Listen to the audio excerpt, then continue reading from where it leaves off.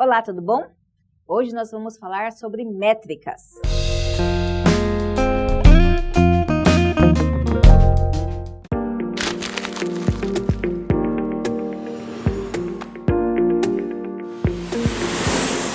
Bom, o que você tem que saber sobre métricas?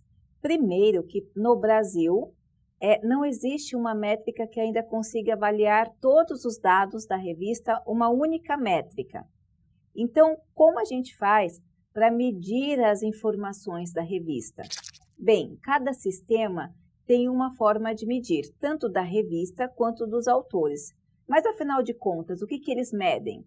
Eles medem quantas pessoas visualizam os artigos, quantas pessoas acessam os artigos de leitura, quantas pessoas baixam o material quando esse artigo é disponibilizado na internet, aí via HTML e também em PDF. Eles também mensuram quantas pessoas citaram seu artigo, e aí você começa a ter uma citação de autor. Então, no Brasil, nós temos algumas redes que fazem essa conta. No entanto, uma das coisas que você tem que tomar atenção é que não é único, não é uniforme e cada uma utiliza determinada informação. Por exemplo, se o seu currículo é cadastrado no Workid, o Workid faz essa busca de citações no seu nome e vai te colocando ali uma métrica. Agora, quais os mecanismos que o Workid ele consegue capturar? Aqueles especialmente onde fazem parte da base da Crossref. Os artigos que tem DOI, ele tem uma parceria com a Crossref e ele consegue mensurar ali os seus artigos que contêm DOI que foram citados. Aonde que ele consegue mensurar? Também não são em todas as bases de dados. Os artigos publicados dentro da plataforma da Web of Science. Então, tanto a própria Web of Science tem mecanismos de métricas que fazem essa contagem dos artigos. Mas, bem, ela faz essa contagem dentro da base de dados dela. Ela não faz essa contagem na base de dados que aparecem em outros locais. A Google também tem uma métrica dos artigos que são citados ou que aparecem publicados lá. Porém, nem todos esses artigos eles aparecem com exatidão e tem um delay entre o tempo que esse artigo ele é publicado e o autor citado. Então, geralmente, essas informações não são tão corretas.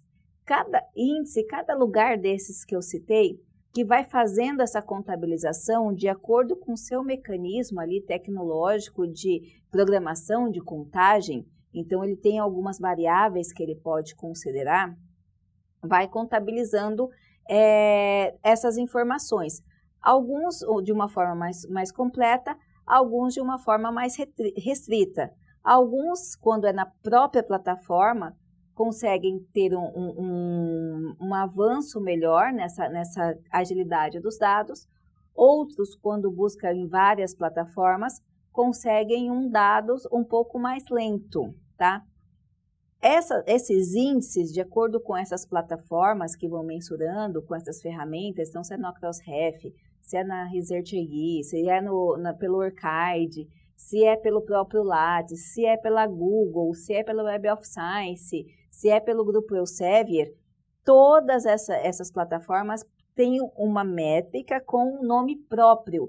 E aí está a grande confusão por parte de alguns pesquisadores, que acabam por generalizar as informações. Por exemplo, eu quero saber o índice H da revista. Então, o índice H da revista, quem é que mede o índice H? Quem mede o índice H é a base de dados da Google. E como que ela vai fazer essa mensuração? Lá você tem índice H, índice H5 e índice H10. Ou seja, ele vai pegar índice H5, os artigos dos últimos 5 anos, fazer a média e gerar esse índice. Nossa, mas quais são as variáveis que compõem? Como eu falei, depende muito da base de dados. Mas qual é o índice JCR da revista? Para que a revista tenha o índice JCR ou o autor, mas nesse caso é mais a revista, ela deve estar na base de dados da Web of Science. Ela chama esse índice de métrica de JCR. E assim por diante. Cada lugar que vai fazendo essa métrica faz um nome, usa uma nomenclatura diferenciada. E aí o autor, o editor, o professor, vocês não devem confundir esses nomes como se fosse um nome total da revista, porque cada um vai levar em consideração algumas variáveis e vai usar uma nomenclatura diferente para medir. Então, como vocês sabem, hoje lá no Lattes você já consegue fazer o vínculo da sua revista e o próprio Lattes tem uma métrica que vai calcular, vai puxar citações, vai puxar algum impacto também, é um nome que se dá a um outro tipo de métrica, de uma outra base de dados. Então, ele vai puxar mais ou menos essas informações para saber. Aí você pode me perguntar, essa métrica definiria a qualidade do artigo, a qualidade da revista? Depende, é muito relativo. Primeiro, de qual métrica a gente está falando e se realmente uma pessoa que é mais citada ou mais acessada, se ela é mais acessada pelo conhecimento ou pela informação que está ali. Então, o que você faz? Como que você pode saber se o artigo é bom? Eu ainda aconselho hoje, a gente já fez até um vídeo falando isso, que você pesquise quem são os autores ou o autor do artigo. Por quê? Porque um pesquisador que vai galgando uma carreira dentro de uma linha de pesquisa, dentro de uma seriedade, você vai conseguir compreender se ele tem know-how, se ele tem expertise, se ele tem seriedade com aquela informação que ele está divulgando. Ah, mas e quando o autor é novo? Quando o autor é novo, geralmente ele publica com alguém, ele publica com um orientador, ele publica dentro de colegas ali do centro de pesquisa, que você tem como investigar da onde que essa pessoa é, de que instituição, qual é a seriedade, porque aí você consegue ter esse parâmetro, esse melhor parâmetro das informações que são geradas. E aí você vai me perguntar, nossa, mas e a Qualys? O que é a Qualys? A Qualys ela seria uma métrica, um sinal de qualidade? Bom, em primeiro lugar, você tem que entender que a Qualys ela não é qualidade no sentido de ela também exprime uma certa qualidade, mas ela não tem uma banca, como já me perguntaram, né, de imaginar um monte de pessoas avaliando os artigos das revistas científicas brasileiras. Qualys, ela é uma nomenclatura, ela é uma coisa nacional, ela não é uma qualificação ou uma quantificação, uma métrica internacional, ela é uma questão nacional e ela vem de uma iniciativa muito bacana da CAPES de você avaliar os programas de pós-graduação do Brasil. Então, ela é uma contagem complexa, que eu não vou usar esse vídeo, mas basicamente ela faz uma contagem de que quantos artigos os professores de pós-graduação publicam nessa revista, pós-graduação no Brasil.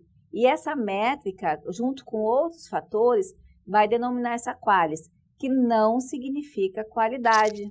Inclusive, nós temos casos de revistas internacionais que lá fora elas são reconhecidas como revistas de baixa credibilidade, porém, como aqui dentro, pela ânsia de publicação internacional, muitos pesquisadores e professores de pós-graduação publicam nessa revista, aqui dentro ela acaba tendo uma Qualisar. Então, assim, dentro de um país, dentro do mundo científico, é considerado uma revista de baixa qualidade e aqui no Brasil uma revista de Qualisar. Então, a gente tem umas discrepâncias dessas que são ocasionadas por quê?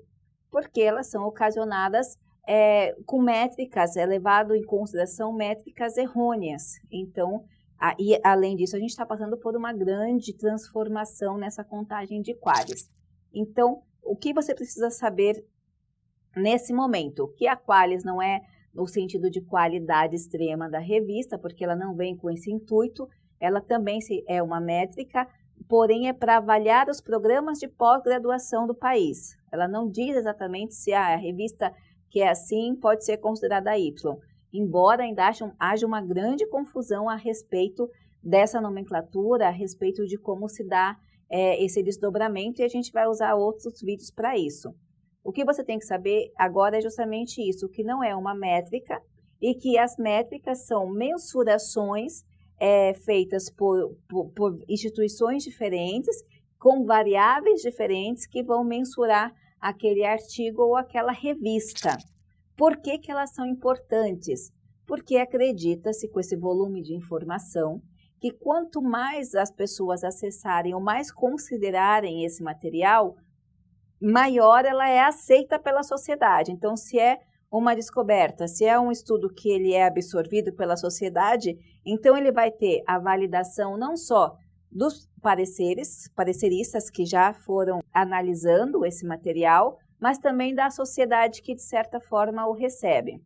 Por isso que eu falo, hoje, com esse monte de informação, com esse monte de variáveis que você tem que considerar, o autor ou os autores dos artigos ainda são o grande parâmetro que você tem de referência para saber se esse artigo é de qualidade ou não. Porque, na verdade, muito mais conta você receber um material de qualidade, utilizar um material de qualidade, do que as métricas ou outras coisas. A mesma coisa quando você decide publicar um artigo. As métricas são importantes? Sim, são importantes. Mas você tem que garantir que esse material chegue até o seu leitor da melhor forma possível. Tá ok? Mesmo porque uma coisa acaba refazendo a outra.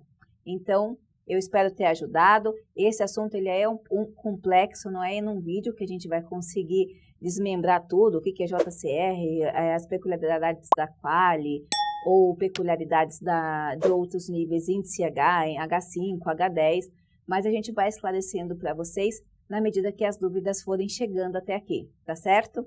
Um grande abraço e a gente se fala. Até a próxima!